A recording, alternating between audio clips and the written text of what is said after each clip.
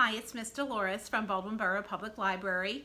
We're back again for our last two-chapter Tuesday for the spring session. So we're going to be taking a little break after this two-chapter Tuesday, and we're going to be coming back for our summer session starting on June the 16th.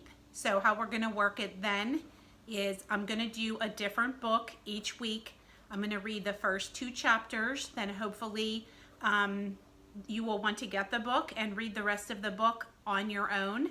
A lot of the books, once the library is back open, you can order them through the library catalog.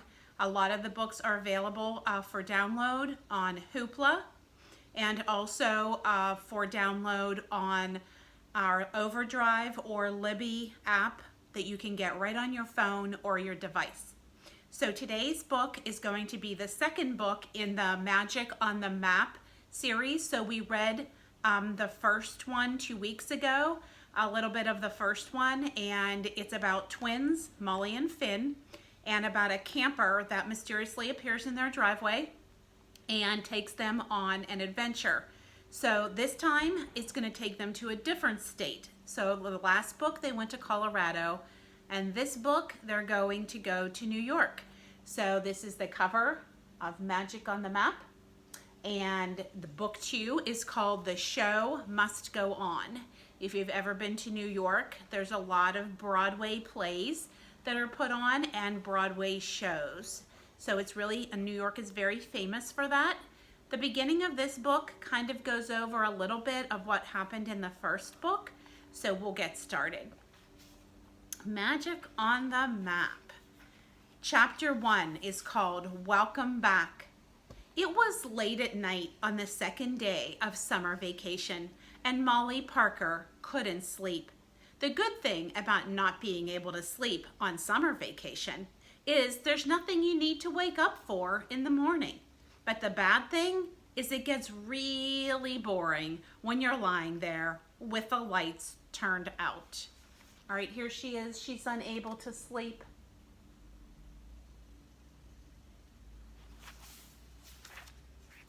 At least there were some interesting things to think about, like what had happened the day before on the last day of second grade.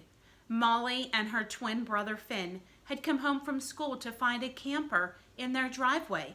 It used to belong to someone named Professor Vega. She taught in the astrophysics department at the same college where their dad worked. He had traded his old car with Professor Vega for the camper.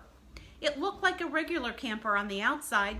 It was white with one orange stripe and one yellow stripe, a rounded roof, and 3 windows on each side. But inside, it had a P-E-T, not an ordinary pet like a dog or a goldfish. This PED stood for Planet Earth Transporter.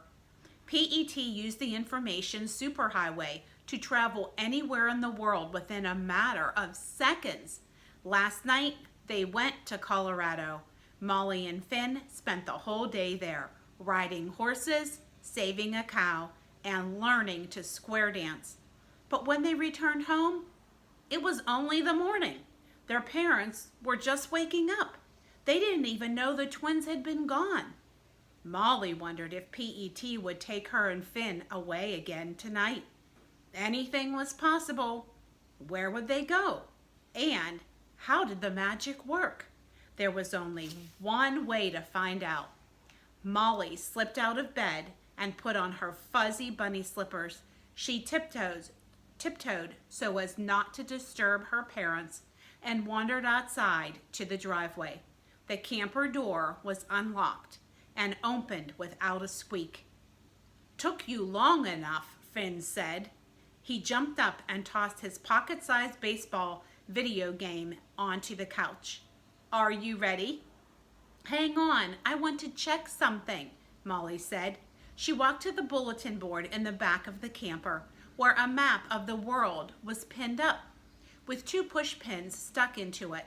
One was in Ohio, which was where the twins lived all their lives. The other one was in Colorado.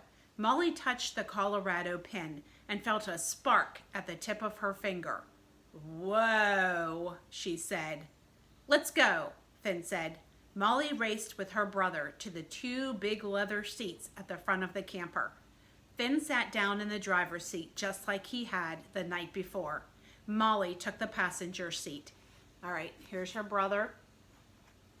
He was already in the camper when she couldn't sleep and came down, and he ended up not being able to sleep either, and he was in the camper. "I can't wait to talk to PET again," she said. "I have so many questions." "Me too," Finn said, starting with, "Where do we get to go this time?" Molly pressed the power button on the TV screen, but the screen stayed dark. "PET, wake up," Finn said. "We're back." PET was silent. "Come on, PET," Finn said. He turned to Molly. "What are we doing wrong?" "Maybe we need to do all the same things," Molly said. "First, I think you made some vroom vroom sounds." "Okay," said Finn. Vroom vroom. And then, I hate to have to tell you this, and then you sang that baseball song you always sing. "Take me out to the ball game, take me out with the crowd," Finn sang loudly. Molly put her fingers in her ears. Still, PET did not wake up. "Maybe the magic was only for one night," Molly said. "That stinks," Finn said, his video game whoop from the couch. He got up and headed back to it. Molly moved to the driver's seat. Okay, here's Molly. She's getting in the driver's seat. The last book, only Finn was in the driver's seat. Let's see if it makes a difference. She wanted to know how the magic worked. Even more than that, she wanted another adventure. An adventure like the ones she read about in books. She had read a book called The Cricket in Times Square. It was about a cricket who lands in the middle of a bustling New York City subway station. Molly had seen a bunch of crickets at home in Ohio, but she'd never seen a talking cricket, and she'd never seen Times Square. She imagined PET taking her to New York, to the center of Times Square, where she'd meet up with the cricket and his friends. Except that was just a book, and their magic camper had turned back into a regular old camper. The kind of camper that traveled on roads, not the information superhighway. New York was over 500 miles away, and Molly got carsick on long rides. She rested her head on the steering wheel and sighed. "Welcome back," a robotic voice called. Molly whipped her head toward the TV screen. The words "Welcome back" were scrolling across the screen in bright red. "PET?" Molly said. "That's my name, don't wear it out," the camper answered. Looks like they're going on another adventure. Chapter 2, The Next Destination. "PET!" Finn cried, rushing toward the front of the camper. "I knew you'd come back. Molly, give me my seat." "This time it's Molly's turn to drive," PET said. "Fair is fair." Finn flopped into the passenger seat. "Well, fine, but remember, next time it's my turn." "Buckle up, kids," PET said. "Molly has chosen our next destination." "I didn't choose anything," Molly said. "Where are we going?" Finn asked. "That's for me to know and you to find out," PET said. The dashboard screen lit up in every color of the rainbow. Molly and Finn grabbed on to their armrests tightly. Even when you're excited about something, you can still be afraid. The camper started to hum. Then it started to shake. There was a near blinding flash of white light, and they were off. Molly squeezed her eyes shut, but she opened them when Finn called out, "Hey, look!" A flock of birds with royal blue and reddish-brown feathers flew by the windshield. "Oh, those are eastern bluebirds," Molly said. "Aren't they beautiful?" They sailed over a trio of waterfalls, fields of green, and trees. "I think those are apple trees," Molly cried. Look over there. Is that the ocean? Finn asked. Wow, I think so.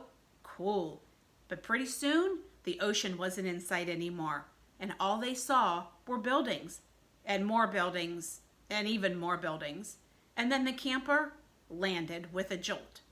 Molly still had questions for PET, but she didn't get a chance to ask them. I'll be back when your work here is done, PET said. With that, the screen went blank. The camper doors swung open. Molly and Finn quickly undid their seatbelts and jumped down onto the asphalt. Where are we? Finn asked. Molly looked around. PET said she'd picked the destination, but so far she couldn't tell where it was. They were standing in an alley in the shadow of a tall building. In the distance, there were muffled sounds of tires screeching and horns honking. When Molly turned toward the camper again, it had disappeared. She looked over at Finn. Finn, she started. You're not gonna like this. She pointed to something on her brother's shirt. Okay, if you remember, her brother loves baseball. Look what shirt he's wearing. He's wearing a New York Yankees baseball shirt. But he didn't have that on before when he was in the camper. Finn felt his heart beat a little faster as he looked down. Gone were his plaid pajamas. In their place were blue jeans and a white and navy pinstripe baseball jersey. Are you okay? Molly asked. I'm a traitor is what I am, Finn said. He turned around. What's on my back? The number 2, Molly said. And then over that it says, Jeter. Finn said, Jeter, one of the best shortstops in history and a 5-time World Series champion. That sounds pretty good, said Molly. But he didn't play for any of my favorite teams, Finn said. He played for the Yankees, the New York Yankees. Finn reached up to the top of his head to feel for what he knew was there, a baseball cap. He almost couldn't bear to look at it, but when he did, phew, it was his trusty Little League Moonwalker's cap. He put it back on and folded his arms across his chest, covering up as much of the blue and white as possible. He'd walk around like this all day if he had to. Molly spun around in delight. We're in New York, she cried with glee. The Big Apple, the city that never sleeps, the Empire State. She paused. Wait, what am I wearing? Okay, there's his shirt. The Derek Jeter shirt with the number 2 on it. But you know, Finn is very loyal to his baseball team, so he doesn't exactly like his shirt. Molly looked down at her own clothes. Black leggings, pink high tops, and a white t-shirt with the famous I Heart New York. I'm going to have to buy some new clothes, Finn said. I don't have any money, Molly said. Do you? I'll figure something out. Listen, Molly said sternly. The magic worked. We're going to have our next big adventure. That's way more important than clothing. Finn let his arms fall to his sides. Okay, he said. Let's figure out what our work is. Okay, so that's the first 2 chapters of Magic on the Map. I hope you enjoyed that, and I hope you're intrigued to want to read more of the book and download it from either Overdrive or Hoopla or Libby. All right, we will see you back in the summer on June 16th for more of 2 Chapter Tuesdays.